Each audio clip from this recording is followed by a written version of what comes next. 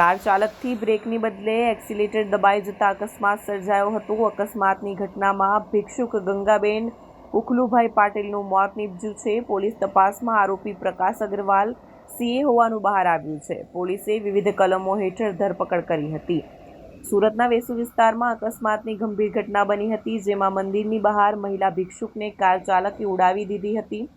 ચાલક કારને પાર્ક કરતી વખતે બ્રેકની જગ્યાએ એક્સિલેટર દબાવી દીધું હતું। તે રીતે ભીખ માંગી જીવન જીવતી 80 વર્ષીય માજીને કાર ચાલકે કચડી નાખી હતી, જેથી 80 વર્ષીય વૃદ્ધાનું અકસ્માતમાં ઘટના સ્થળે મોત નીપજ્યું હતું। ઘટનાના હચમચાવતા સીસીટીવી સામે આવ્યા છે। અકસ્માત બાદ કાર ચાલકે માનવતા પણ નેવે મૂકી દીધી હોય તે રીતે વૃદ્ધાને સારવાર માટે લઈ જવાને બદલે અકસ્માત કર્યા બાદ કાર ચાલક કાર મૂકીને ભાગી ગયો હતો। ઘટના અંગે વેસુ પોલીસે ગણતરીના કલાકોમાં આરોપી પ્રકાશ અગ્રવાલની ધરપકડ કરી જેલના સળિયા પાછળ ધકેલાયો છે।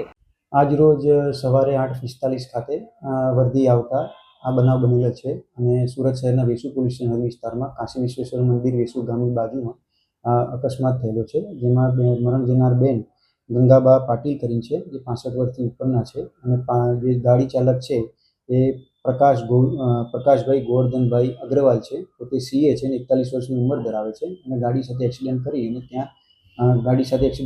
ત્યાં તેઓને અટક કરી અને કાયદેસરની આગળની કાર્યવાહી પોલીસ હાથ ધરેલ છે। સાહેબ, અકસ્માત કેવી રીતે થયો હતો? ગાડી ચલાવનાર બાજે પોતે ગાડી ચલાવતા હતા અને જેને મૂળ માલિક છે ગાડીના એ બાજુમાં બેઠેલા હતા અને તે પોતે પોતાનું કંટ્રોલ ગુમાવતા ગાડી સ્ટાર્ટ કરતી વખતે પોતાનું કંટ્રોલ ગુમાવતા તેઓ પોતે અકસ્માત કરેલ છે।